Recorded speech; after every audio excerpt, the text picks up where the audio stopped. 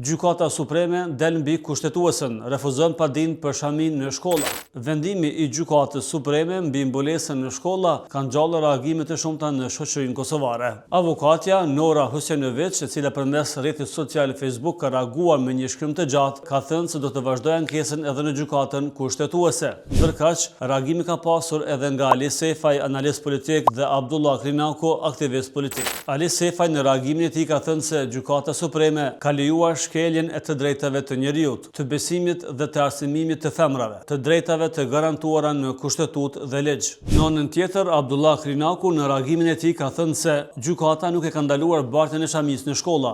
Ajo i ka dhënë të drejtë mashtit, Ministrisë së Arsimit, Shkencës dhe Teknologjisë të nxjerrë, ndryshojë apo të hartojë udhëzime administrative sipas interesit publik. Në këtë rast, ministria mundet me ndryshu pa problem këtë udhëzim, ka thënë Krinaku. Vendimi i Gjykatës Supreme për të refuzuar padin lidhur me ndalimin e shamive në shkollat publike është një akt që bie ndesh me frymën dhe nenet të kushtetutës dhe me vetë thelbin e të drejtave të njeriut në Republikën e Kosovës. Ky akt gjykim në vend që të mbrojë dinjitetin, lirinë dhe barazinë e ka legjitimuar shkeljen e tyre, duke vendosur një udhëzim administrativ mbi një garanci kushtetuese dhe ligjore. Në mënyrë të qartë dhe të padiskutueshme, neni 3 paragrafi 1 i ligjit numër 04L032 për arsimin parauniversitar përcakton: asnjë personi nuk guxon të mohohet e drejta për arsimim në asnjë nivel të sistemit arsimor parauniversitar në Republikën e Kosovës. Kjo dispozitë është e plotë dhe pa kushtëzuar. Ajo nuk përjashton askënd për shkak të bindjeve fetare, etnike, gjinore apo sociale. Dhe kur një vajzë ndalohet të hyjë në shkollë për shkak të mbulesës fetare, ajo nuk po përjashtohet vetëm nga klasa.